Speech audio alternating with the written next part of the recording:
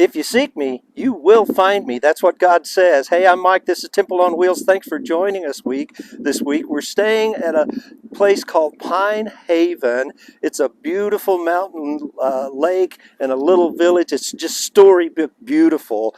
And tomorrow we take off for the Black Hills of South Dakota for an extended stay in that area, and we're looking forward to that.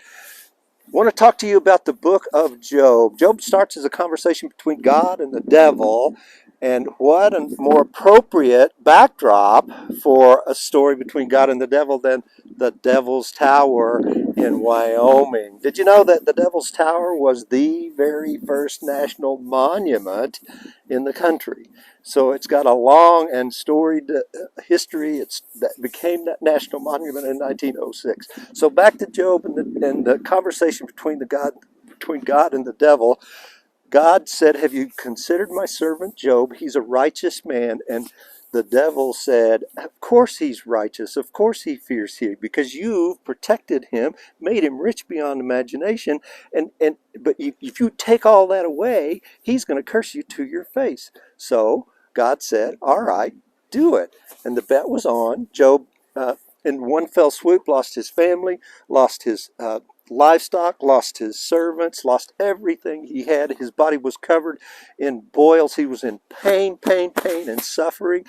And even in that suffering, he said, "God, who is man that you would even take notice of him? You who created and set the stars in the sky. You set Orion, you set Pleiades, and these beautiful constellations. Who are we that you would even notice us?" Later, he said, "God, even if you slay me, I will still hope in you." Is God worth that kind of devotion? Absolutely. Because later, Job said, "I know my Redeemer lives." That wouldn't happen for thousands of years. Job didn't even get to see that, but the Redeemer that he was talking about turned out to be God's one and only Son, Jesus Christ.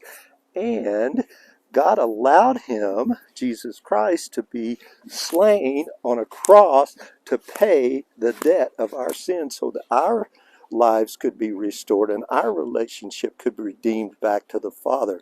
Not only did he do that, he was raised from the dead, and there it gives us everlasting life.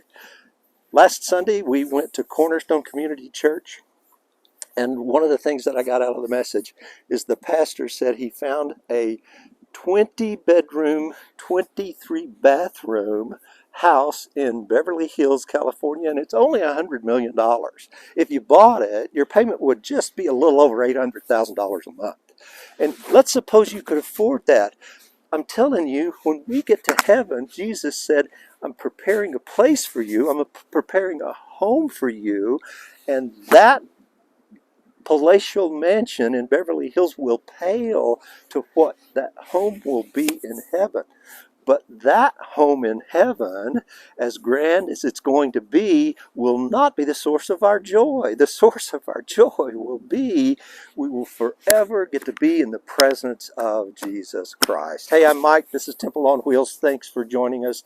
See you next week.